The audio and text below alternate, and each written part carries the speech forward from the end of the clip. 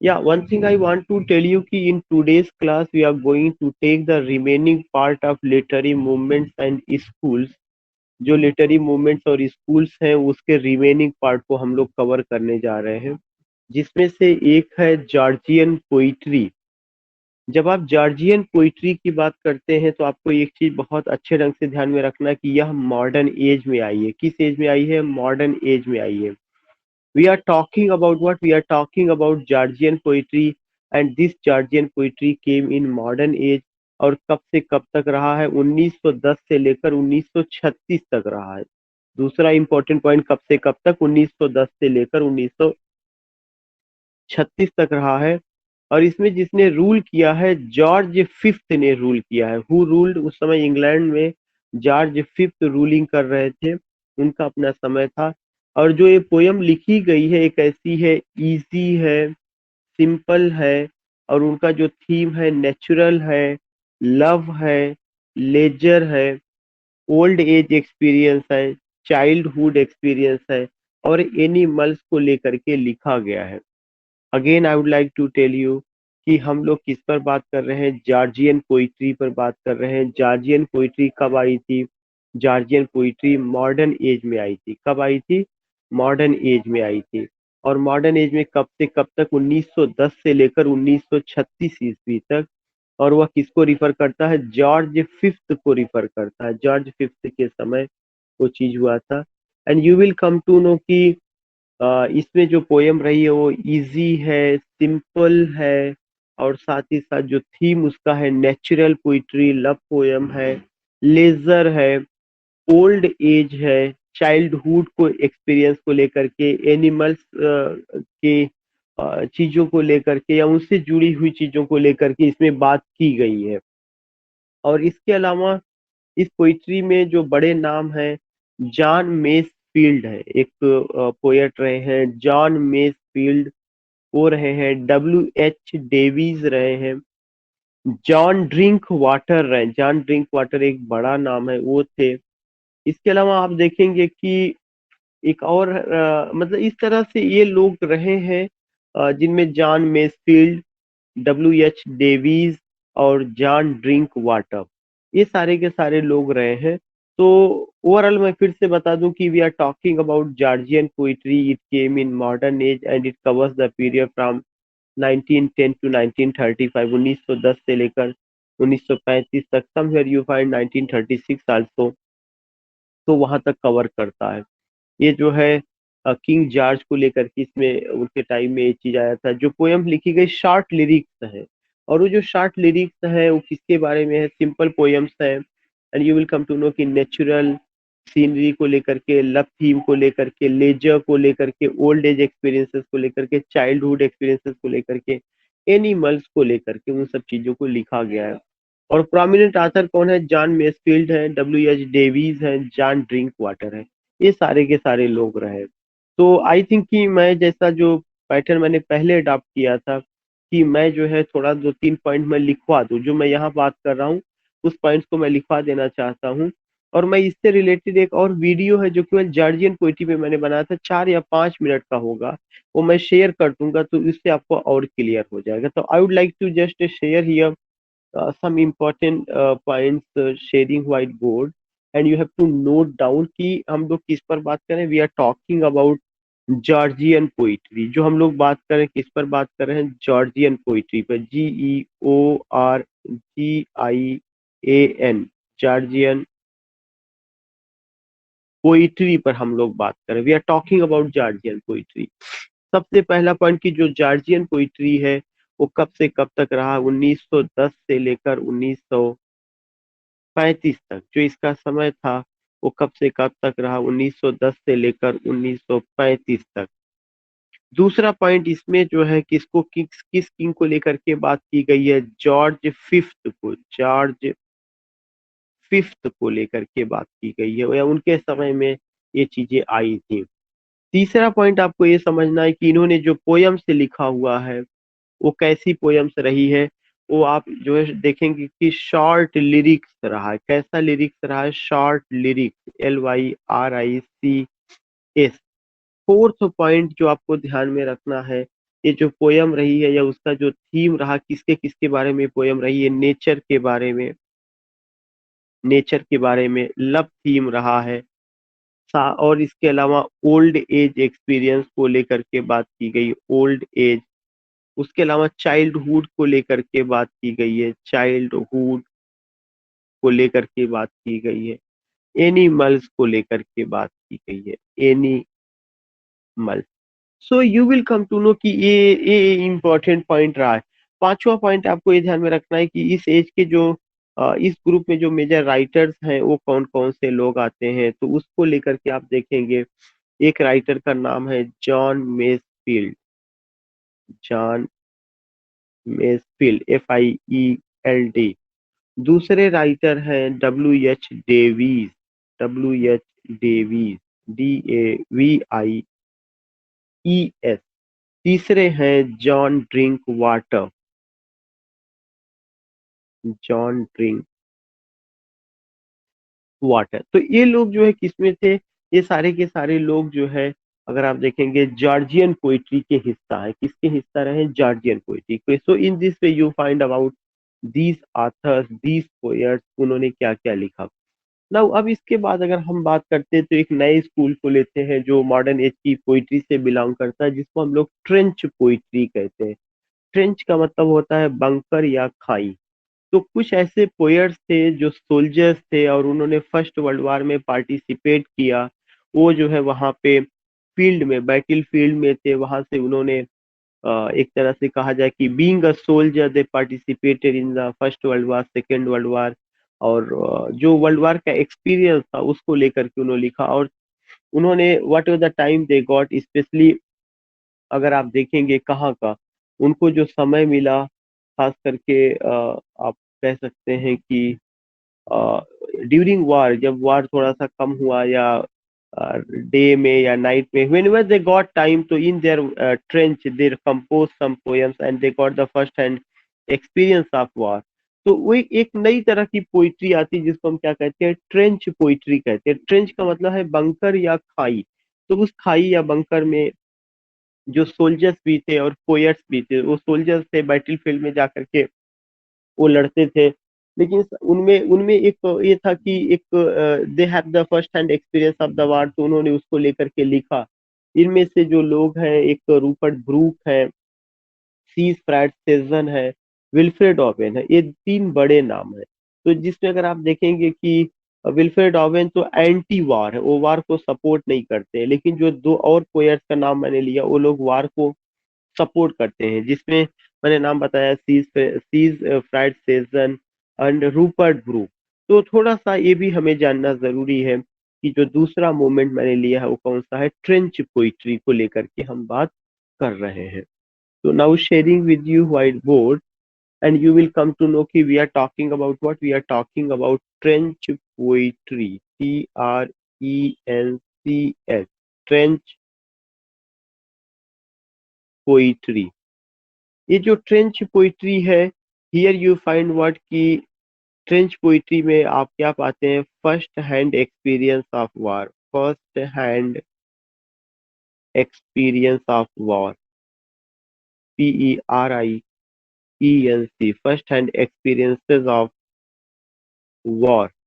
दूसरा चीज की इसको लिखा किसने जो है, इसको सोल्जर्स ने, soldiers who participated in world war, who participated, PARTICIPATED, who participated in World War, World Wars, were also poet, were also poets. They wrote about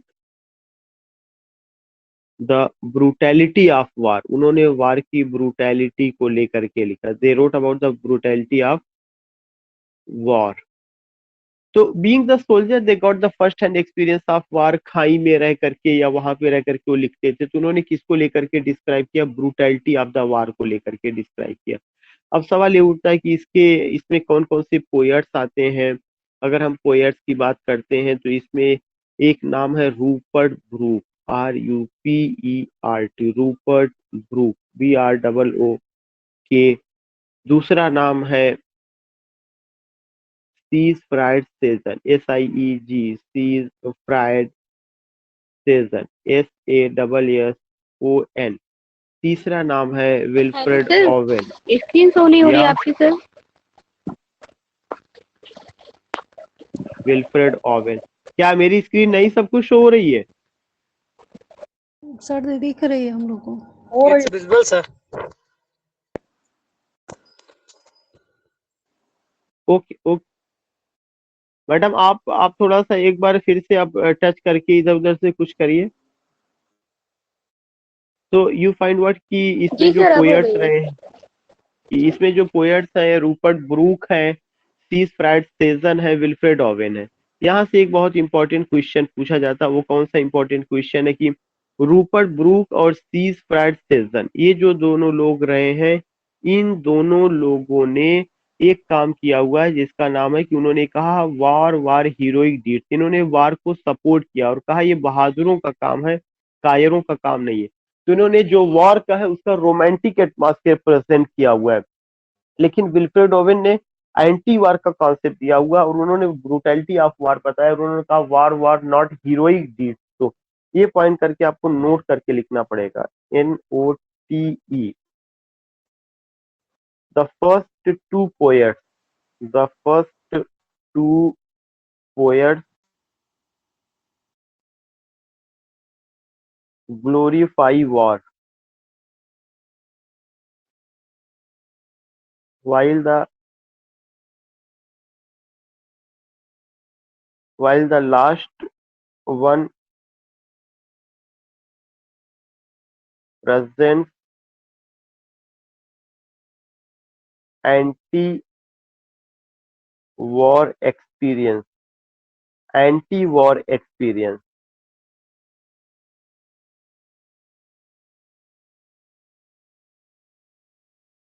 For example,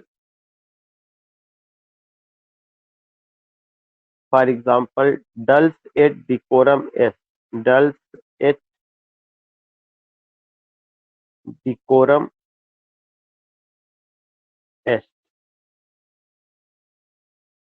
आप ये देखेंगे कि विल्फ्रेड ओवेन ने एक पोयम लिखा है और उस पोयम का क्या नाम है, डल्स एट डिकोरम एस्ट, जिसमें उन्होंने जो है वार की जो ब्रूटैलिटी है उसको लेकर के बात किया है और वार को उन्होंने बहुत अच्छी चीज नहीं माना है। ये चीज आपको ध्यान में रखना है।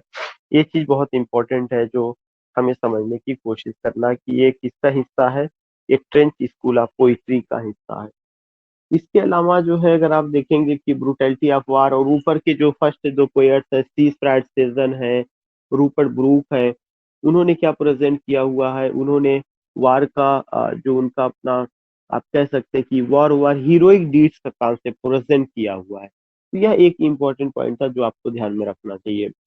नेक्स्ट पॉइंट जो मैं आपसे बात करूंगा या जो जरूरी है समझना, वो ये चीज है कि इसके अलावा एक और क्वेश्चन पूछा जाता है, पोइट्री बिटवीन टू वर्ल्ड वार। तो जब आप बात करते हैं पोइट्री बिटवीन टू वर्ल्ड वार, तो उसमें भी ये बात आती है कि टू वर्ल्ड वार कब से कब तक था, 1914 से 1918। इसका मतलब 1918 के बाद जो पोयम आया हुआ है। और फिर उसके बाद सेकेंड वर्ल्ड वार कब से कब तक रहा है, 1939 से 1945। मीन्स पहला जो वर्ल्ड वार है, जो सेकेंड वर्ल्ड वार है, उस दोनों के बीच का जो समय कब हुआ, 1918 करके 1939 तक का जो यह समय था, यह किसके नाम से, बिटवीन टू वर्ल्ड वार के नाम से जाना जाता है। You will come to know कि poetry between two world war. जब यह poetry between two world war के नाम से जाना जाता है तो कौन कौन से बड़े पोएट्स यहाँ पर आते हैं।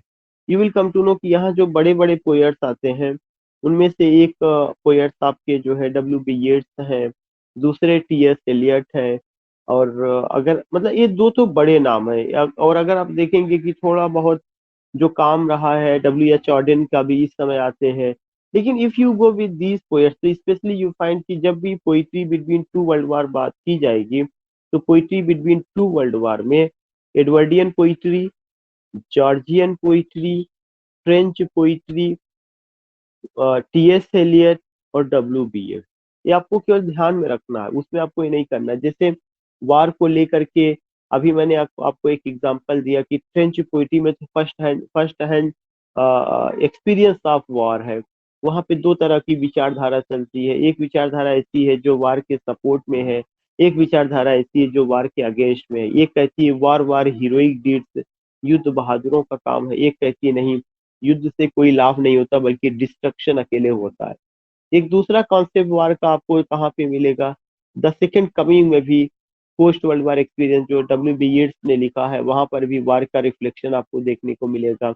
इसके अलावा टी एस एलियट की पोयम द वेस्टलैंड में भी आपको वार का रिफ्लेक्शन देखने को मिलेगा। तो इसमें कोई लिखने की जरूरत नहीं, यही ओवरऑल जो है वही सबके सब किसमें आते हैं, poetry between two world war में आते हैं। Georgian poetry, Edwardian poetry, trench poetry, P B sorry बार बार पीबी शेली आ रहा, W B Yeats, T S Eliot. और उनका दो पोयम आपको ध्यान में रखना है, डब्ल्यू बी येट्स का द सेकेंड कमिंग और टी एस एलियट का द वेस्ट लैंड। ये सब चीजें आपको ध्यान में रखना है जिसमें इस तरह की चीज का या उसका जिक्र किया गया है।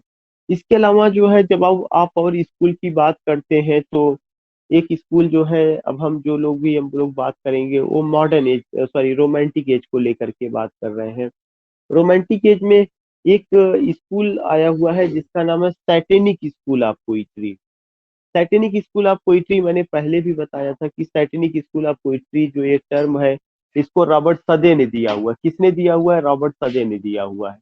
तो यू फाइंड कि सैटेनिक स्कूल ऑफ पोइट्री है, और satanic school of poetry it was given by whom? It was given by Robert Sade, and it includes how many poets? It includes three important poets who are the part of what? Who are the part of young generation of romantic poets. Already I told you the name of those poets ki who come, John Keats, P.B. Shelley, Lord Byron. So you find these poets कि ये उस group में आते हैं। तो अगर if I talk about Lord Byron, if I talk about P.B. Shelley, if I talk about John Keats, already you know कि they are also the part of what? They are also the part of the young generation of romantic poetry, young generation of romantic poets. And they have what? They have some different ideologies, and what they have, the concept of beauty, the revolutionary spirit, physician of the iron age, so many things you find। इन सारी चीजों को आप पाते हैं। मेरा आप केवल एक एक सिंपल सा पॉइंट है कि आपको कुछ नहीं करना है, आपको जो ध्यान में रखना है कि जो सैटेनिक स्कूल ऑफ पोइट्री है, यह कॉन्सेप्ट किसने दिया हुआ है? यह कॉन्सेप्ट रॉबर्ट सदे ने दिया हुआ है। किसके लिए दिया हुआ है? तीन लोगों के लिए दिया हुआ है, लॉर्ड बायरन के लिए, पीबी शेली के लिए, जॉन कीट्स। क्योंकि रॉबर्ट सदे जो है young generation of romantic poets में आते हैं, और उस young generation of romantic poets में यू फाइंड हुम, you find ST. Coleridge, you find William Wordsworth, and even you know it very well कि they don't have the good understanding. Even you find a wide gap between the young generation of romantic poets and the old generation of romantic poets. So in this way you will come to know कि there was a wide gap between these two groups of the poets। और ऐसी situation में, ऐसी condition में you find कि in what way you can just understand कि why Robert Southey use the word Satanic school of poetry for these poets, जिसमें ये लोग हैं, लॉर्ड बायरन है, पीबी शेली है या जॉन कीट्स है। यह उनको इंडिकेट करता है। दूसरा चीज जो है, आपको ये चीज समझना है कि ये जो बात आई हुई है, ये सब चीजें उसमें आप देखते हैं कि जो यंग जनरेशन के रोमांटिक पोएट्स को they have been addressed in this way। So you find what ki there was only the gap, not only the gap what ki from the perspective of the ages, but ultimately you find what ki there was a gap from the perspective of the ideology। जो romantic age के जो young generation है, वो young generation के लोग जो है बिल्कुल अलग आइडियोलॉजी लेकर के चलते थे। ओल्ड जनरेशन का they have the different ideology. This is why you find such a type of gap.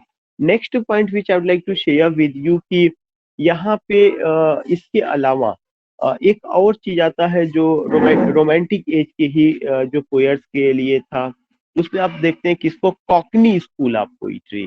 Cockney school of, I will take only 5 minutes, 5 minutes में मैं ज्यादातर चीजें आपको बता दूंगा। Only 5 minutes I will take, and you will find कि जो Cockney school of poetry है, this Cockney school of poetry you find word कि it also refers to whom, it also refers to कि रोमांटिक एज के poets को। और इसमें जो कॉकनी स्कूल ऑफ पोइट्री है, स्पेशली 19th सेंचुरी के जो प्रैक्टिशनर्स थे, जिसमें जॉन कीट्स है, हैजलिट है, इन सब लोगों का, विलियम हैजलिट, हैजलिट में विलियम हैजलिट है, जॉन कीट्स है, हैजलिट है, उनको लेकर के। और सबसे पहले ये शब्द कहाँ पे आया था? ब्लैकवुड मैगजीन में। मैंने इसको लेकर के डिस्कस भी किया था, अगर आपको याद होगा तो मैंने आपको वहां पे बताया था कि सबसे पहले यह कहाँ पे यूज किया गया है? ब्लैकवुड मैगजीन में। The phrase was coined in Blackwood magazine, and in Blackwood magazine you will come to know what was the phrase. The phrase was Cockney School of Poetry, and this Cockney School of Poetry refers to whom? Especially P B Shelley को उसमें वहां पे काफी ज्यादा हुआ था। सो जो Cockney school of poetry है वो स्पेशली किसको रिफर करता है? It refers to John Keats, it refers to William Hazlitt. चूंकि cockney, it refers to what, just as we find the caste system in India, in the same way you find the racial issues and so many problems in Europe and other things. तो you will come to know कि वहां पर ये सारी चीजें थोड़ा थोड़ा रही है। तो उस पार्टिकुलर ग्रुप से वो लोग आते थे, और it was not endured by हुम, it was not endured by the old generation of romantic poet. This is why the phrase was used. And one thing is very important जो आपको ध्यान में रखना है कि यह जो किस मैगजीन में सबसे पहली बार यूज किया गया था? ब्लैक वुड मैगजीन में। तो you don't need to write down it, इसमें ऐसा बहुत ज्यादा नहीं है, you have to go with the lecture. दो ही चीजें हैं कि कॉकनी स्कूल ऑफ पोइट्री किसके लिए था? जॉन कीट्स के लिए है, और विलियम हैजलिट के लिए है। किस मैगजीन में पहली बार आया हुआ था? ब्लैकवुड मैगजीन में पहली बार आया हुआ था, इसको वहां पे। और ये क्यों रिफर करता है? मेन ऑफ लो बर्थ, मतलब जिनका स्टेटस थोड़ा सा कम था economically, they were not strong, they have been called cockney, वहां पर उनको जो है वो कहा गया था। उसके बाद जो है अगर आप देखेंगे कि अ, जो एक और मैगजीन थी क्वार्टरली रिव्यू करके थी, क्वार्टरली जो रिव्यू थी उसमें काफी ज्यादा क्रिटिसाइज किया गया था। You will come to know कि दिस मैगजीन जो क्वार्टरली रिव्यू थी उसमें काफी ज्यादा क्रिटिसाइज किया गया किसकी पोएम को? इंडाइमियन नाम की जो पोएम थी, किसकी? जॉन कीट्स की। तो in this way you find. और बाद में पीवी शैली की पोएम को भी क्रिटिसाइज किया गया, खासकर उनका जो एडोनिस रहा। तो एक तरह से अगर आप देखेंगे कि Cockney school of poetry, satanic school of poetry, it was a phrase which was deliberately used for them only to target them, especially their works, Adonis, and you will come to know Endymion and so many other poems you find that quarterly review में इस बात आती है। और इसके अलावा एक और जगह पे ब्लैकवुड्स मैगजीन में इन 1880 में आती है। लेक स्कूल ऑफ पोइट्री से आप ऑलरेडी वाकिफ है, उस पर कोई बात नहीं करना है। और ग्रेवयार्ड स्कूल ऑफ पोइट्री जो है, या किसको रिफर करता है? ग्रेवयार्ड स्कूल ऑफ पोइट्री, ये भी एक ग्रुप ऑफ पोएट्स को who wrote their poem sitting in graveyard और churchyard. Especially you come to know with whom you come to know Thomas Gray का LG written in a country churchyard, and some other poets you can take Thomas Parnell, and इसके अलावा जो है Edward young, Robert Blair, ये भी चीजें discuss किया गया था। तो ये पॉइंट थोड़ा सा लिखने लायक है, मैं इसको आपको बता दे रहा हूँ, just sharing with you screen. And here you will come to know कि we are talking about what? We are talking about the graveyard school of poetry, the graveyard school of poetry.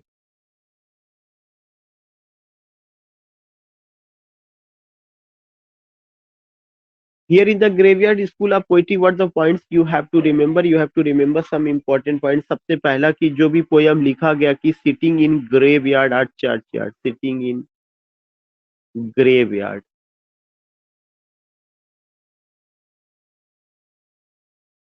Sitting in graveyard. दूसरा चीज जो है इसमें you find what? You find pensive mood, just as you find pensive mood of John Milton in a poem that was what? That was Il Penseroso. The same way you find ki the poets who come in the category of graveyard school of poetry, they have what? The pensive thought of pensive mood. These things you find there.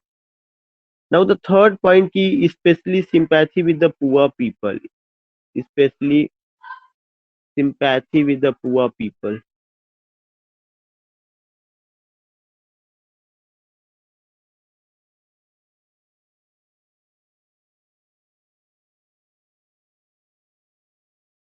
Sympathy with the poor people. Fourth point, countryside setting. Countryside setting. जो इसके poets थे उनमें से जो है दो तीन नाम इंपॉर्टेंट है। टॉमस ग्रे तो मैंने आपको पहले ही बता दिया कि this Thomas Gray and except Thomas Gray you find whom? Thomas Gray के अलावा you find Thomas Cornell,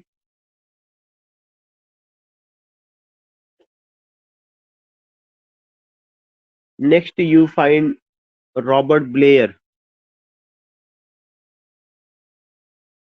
These poets come in the graveyard school of poetry. And here you would like, yeah, you have to know ki that Thomas Parnell has written a poem, A Night Peace and Thomas Gray. So already you know ki he has written LG written in a country churchyard, but Thomas Parnell has written.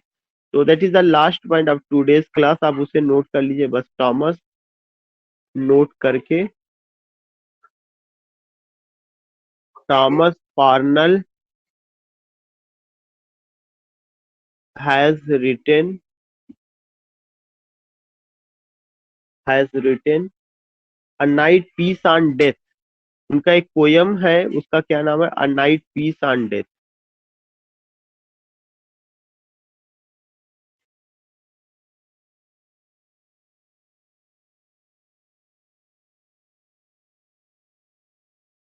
A Night Peace and Death.